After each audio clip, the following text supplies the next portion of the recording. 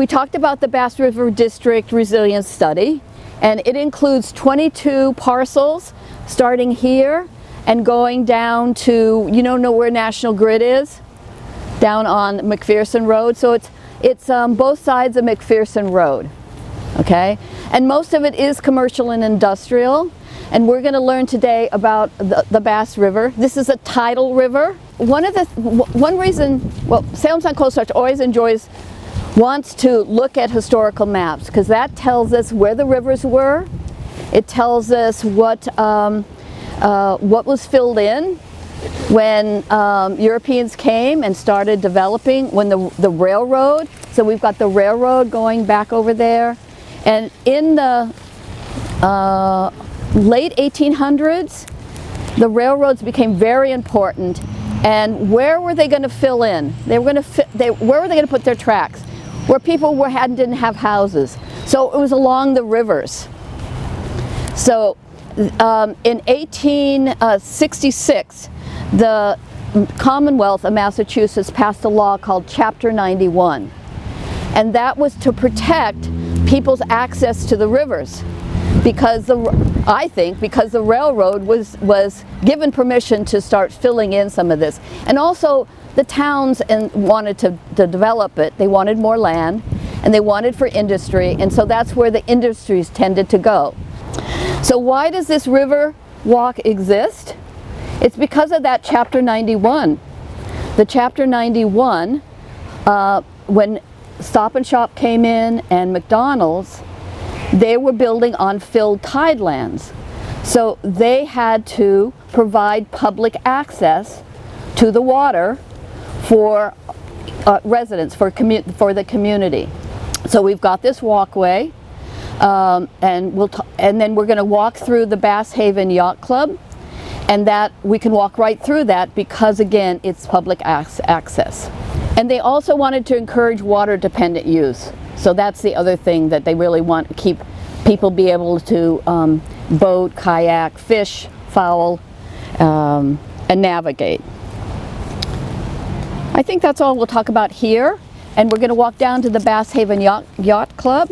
Yeah, well, let's walk out here, and we're all together.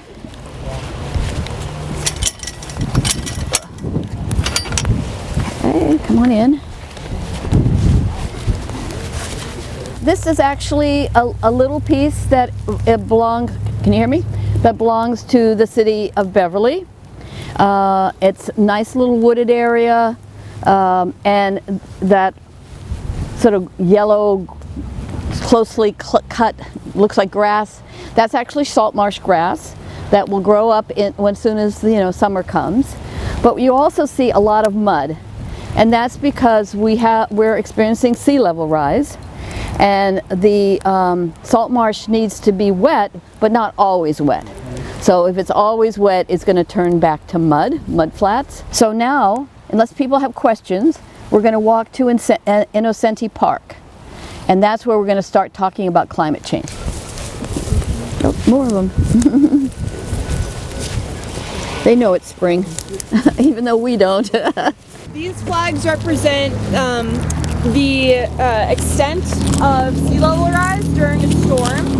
And so the pink represents the red on the map for 2030. So the pink during a storm could be about 6 inches deep with water. The orange is about a foot. The yellow is 1.5 feet. The green is 2 feet.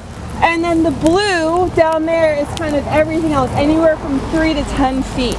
During a storm, the water could reach all the way up to the road, and that's only the next 7 years. You can see in the 2050 and 2070 maps, it reaches much further and goes past the road as well. Here's 2070. Yeah. So we decided to mark out the 2030 because, like Allison said, that's only 7 years from now. And so in a really severe storm, the probability is that that it could be up to the road, and we know certainly in the future it will. And we are going to walk. As we walk, we're going to go after some hot chocolate. We're going to walk to a pump station, and we'll be able to see how it affects some of the infrastructure that's here. We're going to go over to the front door of the McPherson, and that's where the hot chocolate is. If you stand, we can stand right there, and there are a couple things we can observe. So do you see that line where we have all that little plastic pieces, the red, the yellow, the blue? How do you think that got there? High water mark. Okay, so that's called a rack line, W-R-A-C-K.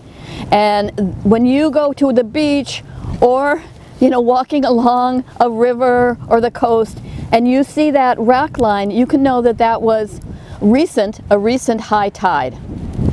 So we were talking over there about the water coming up in 2030. It's already happening. The other thing we're noticing is here. Be careful when you walk on the sidewalk. You see all along here? So what do you think is causing that? Water, yeah. So you've got a seawall right here, and I was walking here recently and it was a high tide, and you could actually see the water bubbling through the wall, and then it gets underneath the asphalt and starts breaking it apart.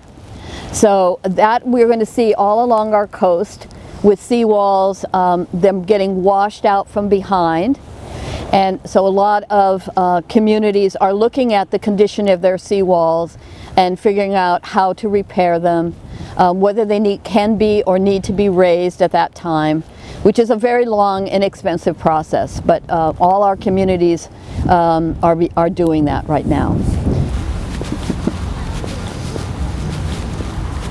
We saw the tide coming up there. We talked about it over how, and so here is the potential, and this is 2030 again. At 2030, the water could get this high, if it hasn't already. And then by 2070, it could be all the way up here, almost 5 feet, 4.8 feet. You're talking about during a storm? During a storm, okay. Right. Whenever we have a big storm, we always get pictures, and the water will fill this parking lot. So it comes up the boat ramp, and you can see the wall that's protecting the car wash. But this is, we're seeing this on a regular basis with storms and extreme high tides. Well, thank you for braving this cold weather. You're welcome.